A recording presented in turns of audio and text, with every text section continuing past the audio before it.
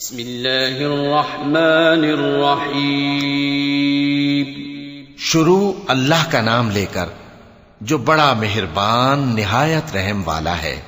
والنازعات غرقا والناشطات نشطا والسابحات سبحا فالسابقات سبقا فالمدبرات أمرا يوم ترجف الراجفة تتبعها الرادفة قلوب يومئذ واجفة أبصارها خاشعة يقولون أئنا لمردودون في الحافرة أإذا كنا عظاما نخرة قالوا تلك إذا كرة خاسرة فإنما هي زجرة واحدة فإذا هم بالساهرة. ان فرشتوں کی قسم جو ڈوب کر کافروں کی جان کھینچ لیتے ہیں اور ان کی جو مومنوں کی جان آسانی سے نکالتے ہیں اور ان کی جو تیرتے ہوئے جاتے ہیں پھر لپک کر آگے بڑھتے ہیں. پھر دنیا کے کاموں کا انتظام کرتے ہیں کہ وہ دن آ کر رہے گا جس دن وہ زلزلہ آئے گا، پھر اس کے پیچھے اور زلزلہ آئے گا. اس دن لوگوں کے دل خوف زدہ ہوں گے اور آنکھیں جھکی ہوئی. کافر کہتے ہیں کیا ہم الٹے پاؤں پھر لوٹیں گے؟ بھلا جب ہم کھوکھلی ہڈیاں ہو جائیں گے تو پھر زندہ کیے جائیں گے. کہتے ہیں کہ یہ لوٹنا تو سراسر نقصان کا لوٹنا ہوگا. تو بس وہ ایک ڈانٹ ہوگی، اس وقت وہ سب میدان حشر میں آ جمع ہوں گے.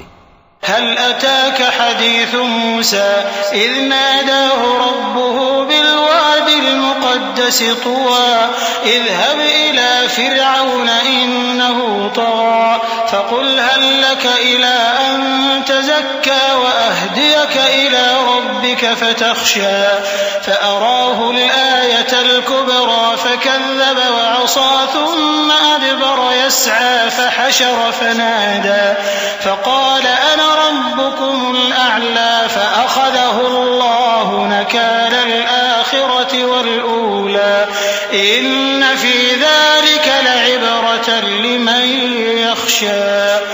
بھلا تم کو موسیٰ کی حکایت پہنچی ہے جب ان کے پروردگار نے ان کو پاک میدان یعنی طویٰ میں پکارا اور حکم دیا کہ فرعون کے پاس جاؤ کہ وہ سرکش ہو رہا ہے. پھر اس سے کہو کہ کیا تو چاہتا ہے کہ پاک ہو جائے اور میں تجھے تیرے پروردگار کا رستہ بتاؤں تاکہ تجھ کو خوف پیدا ہو. غرض انہوں نے اس کو بہت بڑی نشانی دکھائی مگر اس نے جھٹلایا اور نہ مانا. پھر لوٹ گیا اور تدبیریں کرنے لگا. سو اس نے لوگوں کو اکٹھا کیا، پھر بلند آواز سے بولا، سو کہنے لگا کہ تمہارا سب سے بڑا مالک میں ہوں.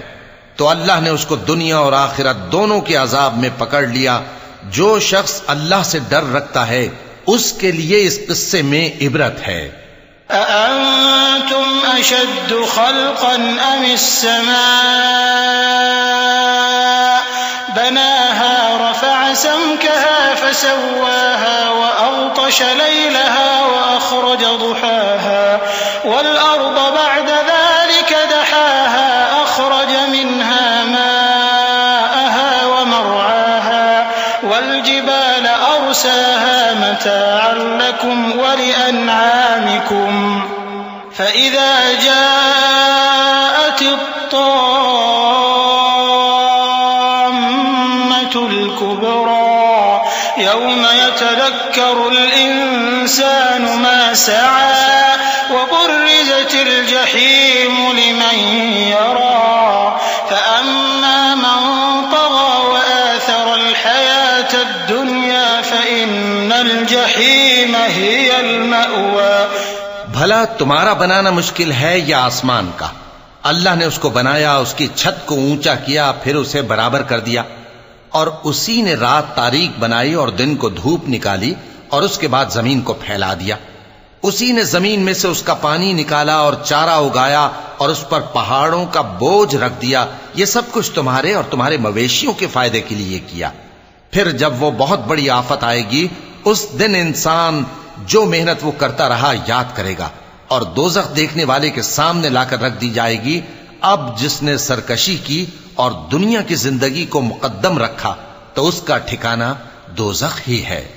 وَأَمَّا مَنْ خَافَ مَقَامَ رَبِّهِ وَنَهَى النَّفْسَ عَنِ الْهَوَى فَإِنَّ الْجَنَّةَ هِيَ الْمَأْوَى يَسْأَلُونَكَ عَنِ السَّاعَةِ أَيَّانَ مُرْسَاهَا فِيمَ أَنْتَ مِنْ ذِكْرَاهَا إِلَى رَبِّكَ مُنْتَهَاهَا إِنَّمَا أَنْتَ مُنْذِرُ مَنْ يَخْشَاهَا كأنهم يوم يرونها لم يلبثوا إلا عشية أو ضحاها۔ اور جو اپنے پروردگار کے سامنے کھڑے ہونے سے ڈرتا اور نفس کو بیجا خواہشوں سے روکتا رہا تو اس کا ٹھکانہ بہشت ہی ہے۔ اے پیغمبر صلی اللہ علیہ وآلہ وسلم، لوگ تم سے قیامت کے بارے میں پوچھتے ہیں کہ اس کی آمد کب ہے، سو تم اس کے ذکر کی طرف سے کس فکر میں ہو؟ اس کا منتہا یعنی واقع ہونے کا وقت تمہارے پروردگار ہی کو معلوم ہے۔ جو شخص اس سے ڈر رکھتا ہے تم تو اسی کو ڈر سنانے والے ہو۔ جب وہ اس کو دیکھیں گے تو ایسا خیال کریں گے کہ گویا دنیا میں صرف ایک شام یا ایک صبح رہے تھے۔